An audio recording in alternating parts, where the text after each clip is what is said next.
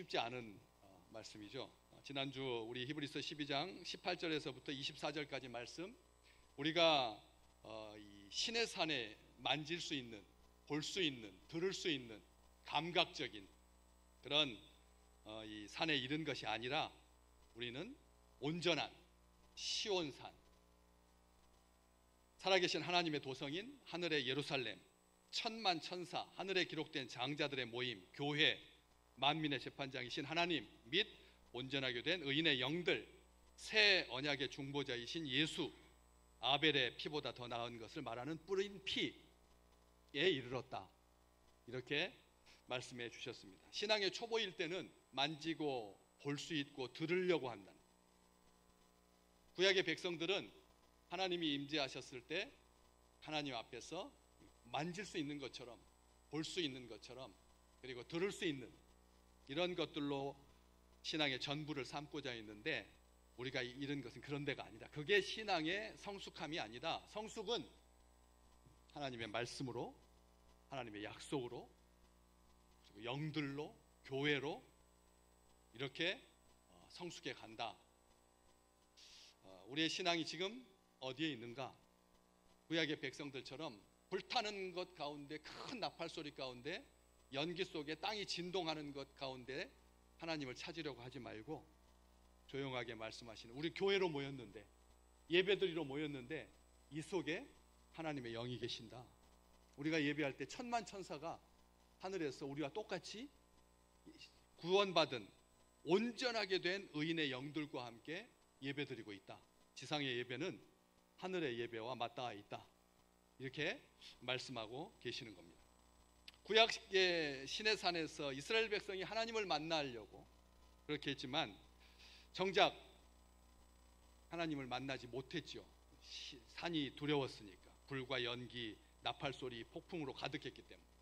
그러나 우리가 이른 산에서는 평화와 기쁨이 가득하고 하나님의 영광과 빛으로 충만하고 예수 그리스도의 공로로 말미암아 죽음에서 생명으로 옮겨진 놀라운 하나님의 나라를 우리가 지금 현재 누리고 있다. 그렇기 때문에 오늘 25절 말씀, 너희는 삼가 말씀하신 일을 거역하지 마라.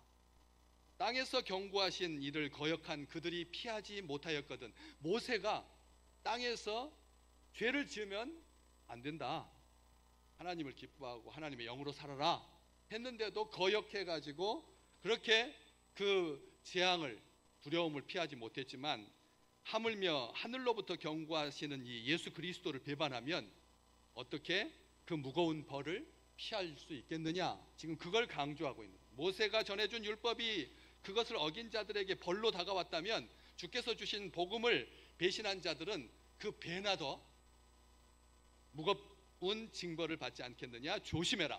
너희에게 말씀하시는 분을 거부하지 마라. 그들은 땅에서 지시한 사람을 거부했을 때 벌을 피할 수 없었다. 하물며 우리가 하늘로부터 말씀하시는 분한테서 등을 돌린다면 훨씬 더 그럴 거다. 새한글 성경에 아주 쉽게 번역하고 있습니다. 그래서 과거에는 하나님께서 죄에 대한 경고로 땅만 흔들었는데, 이제는 앞으로는 하늘까지 동시에 흔들 거다.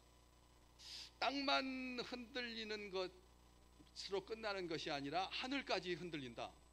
땅이 흔들렸을 때 얼마나 온 지구촌이 난리가 났었는데, 하늘까지 흔들리면 과연 그 속에서 누가 견뎌낼 수 있을까?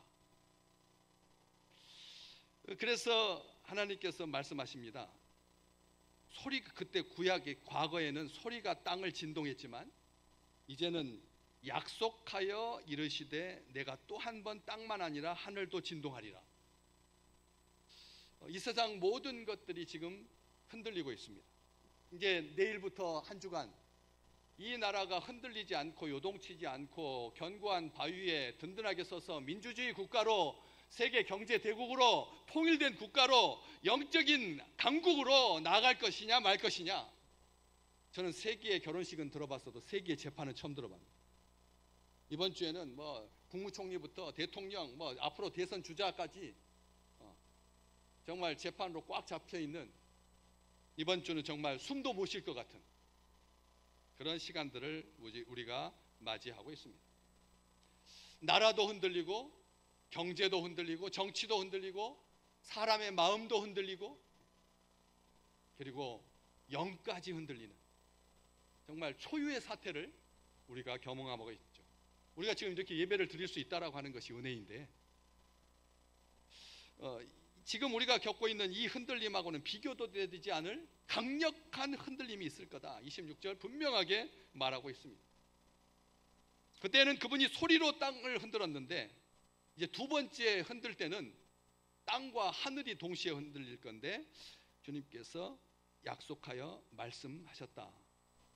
한 번 더 내가 직접 땅뿐만 아니라 하늘까지도 뒤흔들 거다. 그때에는 주님의 소리만으로도 땅이 흔들렸는데 이제는 약속하여 말씀하셨으니 이 심판, 이 흔들림은 반드시 올 거다.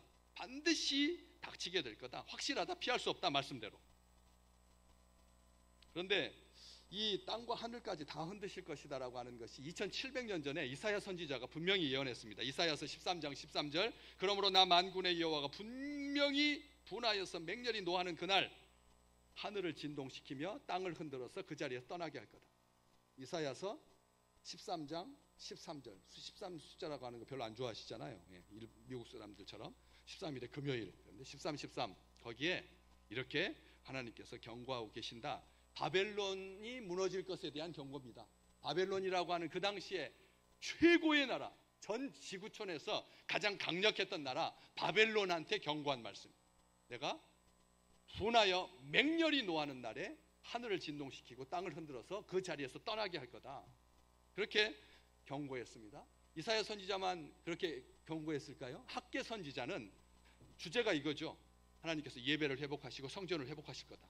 그런데 그 예배와 성전을 회복하시기 전에 내가 하늘과 땅과 바다와 육지를 진동시킬 거다. 흔들 거다. 그래서 모든 나라가 진동할 거다. 21절에서부터 22절에도 내가 하늘과 땅을 진동시킬 거다. 여러 왕국들의 보좌를 엎을 것이고 여러 나라의 세력을 멸할 것이고 그 병거들과 그 탄자를 엎드러뜨릴 것이고 말과 그 탄자가 각각 그의 동료의 칼에 엎드러질 거다. 줄곧 선지자들이 와가지고 땅만 아니라 하늘도 하나님이 흔드신다. 그래서 이 세상에 흔들리지 않을 것은 아무것도 없다. 이렇게 경고했습니다. 그런데 앞에서 우리가 보시는 오늘 본문 말씀에 26절에 약속, 그것을 하늘까지 흔드실 것을 하나님께서 약속하셨다? 이게 이제 이상한 거죠. 이건 그렇게 땅까지 흔들 것이다 라고 경고하셨다라든지 아니면 땅뿐만 아니라 하늘도 흔들 것이라고 우리에게 예언하셨다든지 이런 표현을 써야지 약속했다라고 하는 말이 뭐가 힌트가 있는 거죠. 그러면 하나님 믿는 백성들도 다 같이 이렇게 살고 있는데 땅뿐만 아니라 하늘까지 흔들어 대시면 정신 하나도 없이 다 죽고 말 텐데 왜 약속이라고 했을까? 왜 약속인가? 그것을 협박이지. 세상 사람들 말로 한다면 신이 창조해놓고 땅뿐만 아니라 하늘까지 다 흔들어서 거기에 살고 있는 모든 사람들을 다 어지럽게 만들고 정신없게 만들고 죽게 만든다면 이것은 하나님이 아니지 하면서 경고나 협박 정도로 그렇게 표현을 해야 되는데 약속하여 이렇게 되어 있으니까 그래서 그것을 어떻게 이게 약속이 되느냐? 믿는 자들에게 이게 왜 약속인가? 그렇지 못한 자, 흔들리는 자들에게는 저주이겠지만 심판이겠지만 멸망이겠지만 왜 우리에게는 이게 약속이 되느냐? 27절 오늘 본 말씀 27절에 다 잘 기록되어 있습니다. 어떻게 될 거라고요? 또 한 번이라고 한 번 더 흔드신다고 하는 것은 진동하지 아니하는 것을 뭐하게 하기 위해서 영원히 존재하게 하기 위해서 영원히 존재하기 위해서 한 번 더 흔드신다는 거예요. 과거에 땅만 흔들었는데 이번에 흔드는 것은 왜 흔드는 목적이 뭐냐? 흔들어 가지고 멸망하고 죽이려고 하는 것이 아니라 영원히 존재하게 하기 위해서 넘어지지 않게 하기 위해서 영원히 서게 하기 위해서 한 번 더 흔드는 것이다. 이렇게 분명하게 기록되어 있습니다. 다시 말하면 두 번째 흔드는 그 흔들림으로 말미암아 흔들리지 않는 것만 영원히 남게 될 거라. 하나님께서 흔들리는 것을 모두 제하시고 흔들리지 않는 것만 영원히 남겨두기 위해서 두 번째 땅과 하늘을 진동하는 거다. 그래서 믿음의 백성들에게는 약속인 겁니다. 믿지 않는 자들에게는 이 하늘까지 흔들리는 것으로 말미암아 정말 죽는 그런 위협이 되겠지만, 흔들리지 않는 것을 영원히 남겨두시기 위한 하나님의 약속이라는 거죠. 그래서 이 땅과 하늘을 흔들어 대시는 하나님, 지금 모든 기후도 흔들리고 우주도 흔들리고 난리 법석이 아니죠. 다 이런 흔들림 속에서 하나님의 약속, 흔들리지 않는, 하나님께서 영존하도록 남겨두신 주의 백성들, 오늘 그렇게 되어 있죠. 후반부, 진동할 것들, 원래 곧 만드신 것들, 피조물들이 변동될 것이다. 그렇게 흔들어 가지고 영원히 남게 될 거다. 하나님께서 만드신 그 피조물들이 흔들리지 않게 변동될 것이다. 그런데 변동은 주가 변동이라고 하는 말할 때만 쓰지, 우리가 경제 용어에 일부 변동이라고 하는 말을 쓰지, 일상적인 용어에서는 변동이라고 하는 말을 안 쓰죠. 잘 주가의 변동 뭐 이런 것은 써도 변동이라고 하는 말을 일반 용어로는 잘 안 쓰는데, 여기에서 변동은 무슨 뜻이냐면 변화될 거라는 것입니다. 믿음의 백성들도 웬만하면 안 흔들릴 것 같은데 아주 사소한 것으로 요동칩니다. 요동치죠. 사소한 아무것도 아닌 건데 떡덩어리 하나 안 받아가지고 마음이 막 요동치는. 우리 지금 원래 하고 있었으니까 밑에서 친구들이 잘 챙겨놔야지. 떡덩어리 하나, 그 떡덩어리 하나가 뭔데?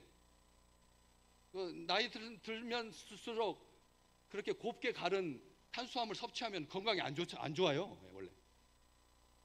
그런데도 그 떡을 먹겠다고, 설탕가루가 한 10% 들어간 건데, 곱게 갈아가지고 소화가 잘 안 되는 건데, 건강에 좋지도 않은 건데, 빵, 떡, 면 먹어서는 안 되는 나이인데 떡 하나 안 챙겨주면 굉장히 심령이 막 흔들린다는 거예요. 믿는 사람들도 그렇게 흔들린다는 거예요. 그런데 어떻게 될 거라고요? 변화될 거라는 거예요. 흔들리지 않게 될 거다. 어디서 그걸 더 확인할 수 있느냐면 요엘 선지자, 요엘서 3장 16절, 요한복음 3장 16절만큼 귀한 말씀입니다. 요엘서 3장 16절 우리 함께 같이 읽어볼까요? 여호와께서 시온에서 부르짖고 예루살렘에서 목소리를 내시리니 하늘과 땅이 진동하리로다. 그 다음에 그러나 여호와께서 그의 백성의 피난처, 이스라엘 자손의 산성이 되시리로다. 아멘. 아멘. 하늘과 땅이 분명히 흔들려요. 하나님께서 말씀하셨으니까, 약속하셨어요. 믿지 않는 자들에게는 그 약속이 아니고 믿는 자에게는 약속인데, 하늘과 땅이 흔들리면 어떻게 되느냐? 여호와께서 그의 백성의 피난처가 되실 거다. 하나님이 우리의 피난처시고 이스라엘 자손의 산성이 되실 거다. 그래서 약속인, 변동되는 거예요. 변동. 오늘 새로 배우신 거예요. 성경에는 변동이라고 하는 말을 쓰네. 우리가 변화될 거다. 피조물이, 흔들리는 것들이 하나님께서 변화시켜 주실 것이다. 그렇기 때문에 오늘 마지막 28절에서 29절에 우리가 흔들리지 않는 하나님의 나라를 받았은즉, 여기에 하나님이라고 하는 말을 제가 일부러 넣었어요. 우리가 흔들리지 않는 나라를 받았은즉 더욱 은혜를 많이 받자. 이로 말미암아 경건함과 두려움으로 하나님을 기쁘시게 섬기자. 우리 하나님은 소멸하는 불이시다. 세상 사람들한테는 모든 것을 태워 없애버리는 그런 소멸하는 불이시겠지만, 우리 하나님, 우리 믿음의 백성들, 변동시켜서 변화시켜 주신 주의 백성들에게는 공포와 협박이 아니라는 거예요. 하나님께서 소멸하신 불인 가락은 태워도 타지 않을 것만 남기실 것이기 때문이다. 하나님께서 땅과 하늘을 막 흔들어 댈 거다. 그래가지고 넘어지는 것들은 다 없애버리고 다 멸해버리시고, 그래서 그렇게 우리의 그림자로 주신 신의 산도 다 흔들어버려요. 거기에서 율법을 주셨는데도 율법이 막 흔들리고, 율법을 통해서 성막을 주셨는데도 성막도 다 없어지고, 성막을 통해서 제사장을 주셨는데 제사장도 없어지고, 제사장을 통해서 영원한 대제사장 직분까지 하나님께서 구약시대 백성들에게 허락해 주셨는데 대제사장들도 다 사라졌습니다. 하나님께서 다 흔들리는 것. 대제사장들도 흔들린다는 거예요. 제사장도 흔들리고 성막도 흔들리고 다 흔들려서 없어지고 사라지고 말았습니다.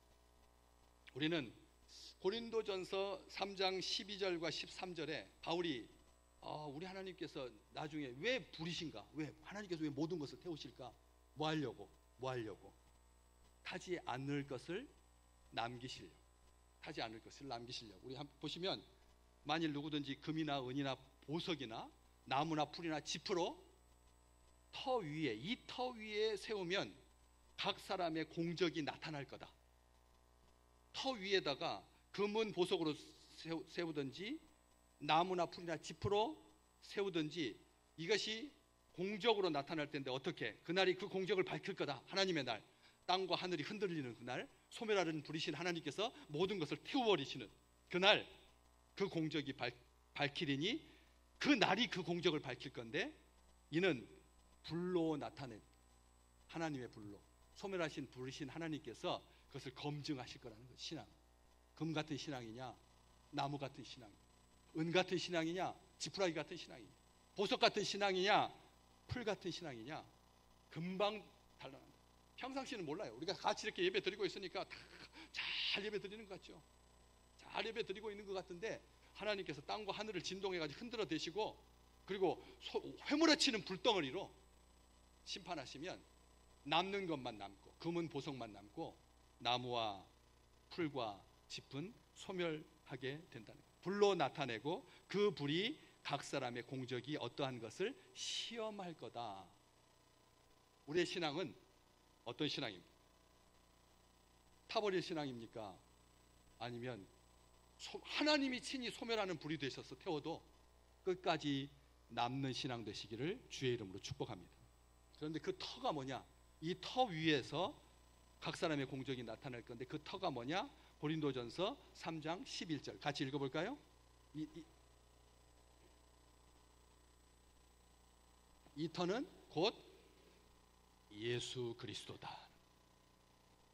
이 터 위에다가 우리의 신앙을 세우는 거예요. 그러니까 우리는 넘어지지 않는 겁니다. 무너지지 않는 겁니다. 바람이 불고 큰 파도가 덮쳐도 터가 든든하니까 넘어지거나 무너지진 않아요. 그런데 거기에다 세우는 재질이 금 같은 신앙, 은 같은 신앙, 보석 같은 신앙이어야 하나님께서 두 번째 흔들어 대실 때, 흔들리지 않는 것을 남기시려고 심판하실 때, 불로 심판하실 때 끝까지 남게 된다는 거예요. 지난주 한 주간 신앙을 한번 되돌아보십시오. 싹 사라지고 말, 정말 자기 생각, 자기 가치관, 자기 신념으로, 자기 생각으로 살았는지, 아니면 말씀으로 살았는지. 하나님께서 시내산에 나타나실 때, 모세와 만나 주실 때, 율법을 주실 때 불이 타올랐습니다. 모세를 만나 주셨을 때는 시내산에 올라갔더니 가시떨기에 불이 붙었는데 불이 안 꺼졌죠. 이스라엘 광야에서 바짝 마른 가시떨기 나무는 불이 붙는 순간 싹 사라지고, 지금 남쪽에서 지난주에 불이 완전히 눈 가운데 살았잖아요. 눈이 폭설이 내리고 비가 내려가지고 한 달 동안 불 걱정은 안 해도 되겠다 싶었는데 바람이 불어가지고 더 말라지니까 지금 남쪽 난리, 그냥 소방 3단계 해가지고 경상도 쪽 어제만 하루 동안 전국에 30여 건의 불이 나가지고 완전히 불바다가 되었습니다. 그 불 가시던 불에 불이 붙었으면 싹 사라져 말아야 되는데 한참을 봐도 불이 안 사라지는 거예요. 그리고 거기서 하나님께서 모세를 부르셨어요. 모세야, 모세야 불러주셨죠. 그리고 하신 말씀이 네 발에서 신을 벗어라. 네가 선 곳은 거룩한 땅이다. 여기서 우리는 힌트를 얻습니다. 하나님께서 불로 나타나신, 소멸하신 부르신 이유는 아무나 들어올 수 없도록, 아무나 설 수 없도록 부정한 것들을 다 태우시고 정한 사람들만 하나님께서 그렇게 가까이 부르신 거라는 거죠. 그래서 우리는 마땅히 하나님을 두려워해야 합니다. 오늘 본 말씀 28절에 경건함과 두려움으로 하나님을 기쁘시게 섬길지니. 흔들리지 않는 나라를 받은, 요동치지 않는 백성은 하나님을 기쁘게 경건함으로 두려움으로 섬긴다. 이 세상에 흔들리지 않는 것은 아무것도 없습니다. 하나도 없습니다. 나라도 흔들립니다. 나라도 지금. 나라가 지금 흔들리고 있습니다. 옛날 같으면 이렇게 흔들리면 북한도 쳐들어오고 일본도 쳐들어오고 중국도 쳐들어오고 러시아도 쳐들어와 가지고 4등분 됐을 텐데, 우리가 지금 이 요동치는 시대를 살고 있습니다. 그런데 오직 흔들리지 않는 것이 있습니다. 하나님의 나라만 흔들리지 않습니다. 하나님의 나라만 흔들리지 않습니다. 주님의 말씀만 흔들리지 않습니다. 이사야서 40장 8절, 우리가 다 외우는 말씀, 408, 이번 주에 비밀번호 바꾸시라는 거죠. 이사야서 40장 8절 말씀, 풀은 마르고 꽃은 시드나 우리 하나님의 말씀은 영원히 서리라, 이렇게 돼 있어요. 영원히 서리라. 영원히. 풀은 마르고 꽃은 시드는데 우리 하나님의 말씀은 영원하리라 그래야 되잖아요. 그렇죠? 만약 영원을 강조할 거라면 영원할 것이다 해야 되는데 왜 영원히 서리라고 했을까요? 나머지 것은 다 흔들려서 넘어지니까, 다 흔들려서 없어지니까, 다 타버리니까 하나님의 말씀만 끝까지 서 있다.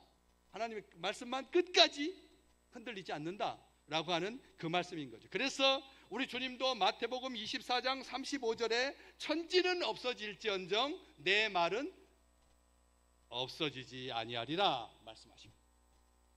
복음만 영원합니다. 복음만 영원합니다. 하나님의 말씀만 영원합니다. 하나님의 나라만 영원합니다. 그리스도의 십자가, 아벨의 피보다 더 나은 것을 말하는 주님의 말씀, 아벨의 피보다 더 나은 것을 말하는 피, 뿌린 피를 강조하려고 하는 게 아닙니다. 오늘부터 사순절 앞으로 남은 기간 동안 경배와 찬양 시간에 찬양 예배 드리고, 그 다음에 아주 좋은 영화 두 편씩 봅니다. 8편을 보게 될 텐데 한 편당 40분밖에 안 되니까 너무 걱정하지 마십시오. 참 은혜로운 영화예요. 제가 많은 영화를 봤지만 예수 영화가, 우리 주님의 영화가 이렇게 아름다울 수가 있을까. 제자를 부르신 더 초즌, 하나님께서 선택한 백성, 주의 사람들, 요동치지 않는 백성들에 대한 이야기인데 정말 아름다운 영화입니다. 잘 만들었습니다. 오늘 점심 맛있게 드시고 꼭 보셔야 될 그런 영화를 두 편씩 쭉 4주간 연거푸 보게 될 텐데, 이런 그 나라 하나님께 주신 그 나라, 아벨의 피보다 더 나은 것을 말하는 피를 강조하려고 하는 게 아닌가. 사순절이니까 막 참혹한 십자가, 그 다음에 막 금식, 막 이런 것만 하는 게 아니라 그 말씀 속에 영원한 것이 진짜 뭐가 영원하나, 뭐가 진실한 것인가, 뭐가 우리의 전부인가 말하고 있다는 거죠. 말씀하고 있다는 거죠. 말씀이 영원하다라고 하는 것이, 하나님의 나라가 영원하다라고 하는 것입니다. 이사야서 9장 7절 말씀, 그 정사와 평강에 더함이 무궁하며 하나님의 나라가, 또 다윗의 왕자와 그의 나라에 군림하여 그 나라를 어떻게 하시고요? 굳게 세우신다. 하나님께서 그 나라를 굳게 세우신다. 하나님의 나라는 흔들리지 않는다. 굳게 세우고 지금 이후로 영원히 정의와 공의로 그것을 보존하실 것이다. 만군의 여호와의 열심히 이를 이루시리라. 이게 복음입니다. 이게 복음입니다. 하나님의 나라는 안 흔들린다. 하나님의 말씀은 안 흔들린다. 예수 그리스도의 십자가와 아벨의 피보다 더 나은 것을 말하는 뿌린 피인 예수 피를 붙잡아라. 그러면 요동치지 않을 것이다. 우리 주님은 복음의 새 중보자이십니다. 24절 말씀, 지난주에 마지막 절에 24절 새 언약의 중보자이신 예수님께서 이 복음의 새 언약의 중보자라는 거예요.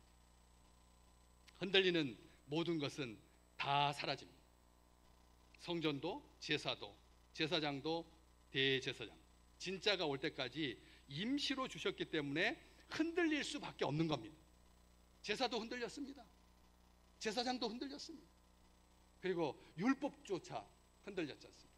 그렇기 때문에 참된 것, 새 언약 중보자이신 우리 주님이 오시기니까 그림자였던 옛 것들이 다 사라지고 만 거죠. 우리 주 예수 그리스도의 십자가와 보혈 복음만 남은 것입니다. 우리는 그런 시대를 살고 있는, 우리가 이른 곳은 우리가 잃은 곳, 우리가 잃을 곳이 아닙니다. 장차 죽어가지고 갈 천국을 말하는 게 아닙니다. 우리가 이미 이르러서 이렇게 신앙생활하고 있는 주의 백성들이여, 마지막 28절, 우리가 은혜를 받자. 흔들리지 않는 나라를 유업으로 상속으로 받았으니 우리가 은혜를 받자, 은혜를 붙잡자라는 뜻입니다. 은혜를 붙잡자, 은혜를 계속 누리라라는 말씀입니다. 날마다 주의 말씀 들을 때 은혜 풍성하게 받아 누리시기를 주의 이름으로 축복합니다. 그런데 더 중요한 말씀, 15절 말씀 잠깐 볼까요? 우리 펴놨으니까 오늘 본문 말씀 아닌데 15절 말씀에 보면 하나님의 은혜에 이르지 못하는 사람이 한 사람도 없도록, 하나님의 은혜에 이르지 못하는 사람이 아무도 없도록 하나님께서 흔들리지 않는 나라를 우리에게 주셨으니 은혜를 받자. 그런데 조금 큰 성경책을 가지고 계신 분들은 은혜를 받자라고 하는 그 단어 앞에 각주가 붙어 있죠. 누가 한번 읽어 주실래요? 밑에 뭐라고 돼 있죠? 은혜를 받자 대신 밑에 보니까 감사하자 이렇게 되어 있습니다. 은혜를 받는 게 뭘까요? 감사하는 것. 감사하는 것. 우리나라를 주신 하나님께 감사하고, 우리 교회를 주신 하나님께 감사하고, 우리 가족을 주신 하나님께 감사하고, 이게 은혜를 누리는 방법입니다. 감사가 사라지면 은혜도 사라지게 되는 거예요. 늘 감사해야 돼요. 항상 감사해야 돼요. 항상 감사하라. 범사에 감사하라. 하나도 감사하는 것이 없도록 해라. 하나님께서 말씀 주신 것처럼 그렇게 감사하자. 은혜를 붙잡자. 은혜를 계속 누리자. 하나님의 은혜에 이르지 못하는 자가 없도록. 우리 하나님은 소멸하는 불이십니다. 거짓된 것을 태우실 겁니다. 거짓된 것들을 태우십니다. 가증한 것을 태우십니다. 하나도 남지 않게 하십니다. 우리 하나님은 소멸하는 불. 세상의 모든 것들이 다 없어져도 끝까지 남아있을 영원한 나라와 복음, 주님의 말씀, 다른 복음은 없습니다. 오직 주님의 말씀만이 참 복음이고, 그 복음을 붙들고 사는 사람들이 흔들리지 않게 되는 것이죠. 그래서 베드로후서 3장 10절에서부터 13절 말씀해 보면 베드로가 이게 그 흔들리는 시대에 딱 맞는, 여기 베드로 전후서를 보시면 하늘의 축이 막 말리는, 하늘이 진동한다라고 하는 것을 더 시각적으로 하늘의 축이 막 뒤틀린다 이렇게 표현하면서 주의 날이 도둑같이 올 거다. 그날에는 하늘이 큰 소리로 어떻게 될 거라고요? 떠나가고, 하늘이 큰 소리를 지르면서 떠나가고, 물질이 뜨거운 불에 풀어지고, 땅과 그 중에 있는 뭐가, 모든 일이 다 드러나게 될 거다. 하나님께서 그렇게 하실 거라. 다 드러나리로다. 이 모든 것이 이렇게 풀어지리니 너희가 어떠한 사람이 되어야 마땅하냐? 다음 절 같이 읽을까요? 거룩한 행실과 경건함으로 하나님의 날이 임하기를 바라보고 간절히 사모하라. 그날에 하늘에 불이 타서 풀어지고 물질이 뜨거운 불에 녹아지려니와 우리는 그의 약속하신 대로 의가 있는 곳인 새하늘과 새 땅을 바라보도다. 아멘. 한 2, 3일 그냥 온통 나라가 그냥 어두컴컴하고 연기로 가득하고 매캐하고 숨도 못 쉴 만큼 답답했는데 하나님께서 이번 주에 좋은 바람을 불러주셨어요. 기도의 바람으로 악한 것들이 다 물러가고 하나님의 생명으로 가득한 나라가 될 줄로 믿습니다. 요동치지 않는 나라. 그래서 마음을 빼앗기지 않는, 하나님께서 그 약속대로 의가 있는, 요동치지 아니하는 하나님의 나라를 우리에게 주셨으니 새하늘과 새 땅을 바라보면서 힘있게 앞으로 나아가고 격려하는 우리 믿음의 백성들 되시기를 주의 이름으로 축복합니다.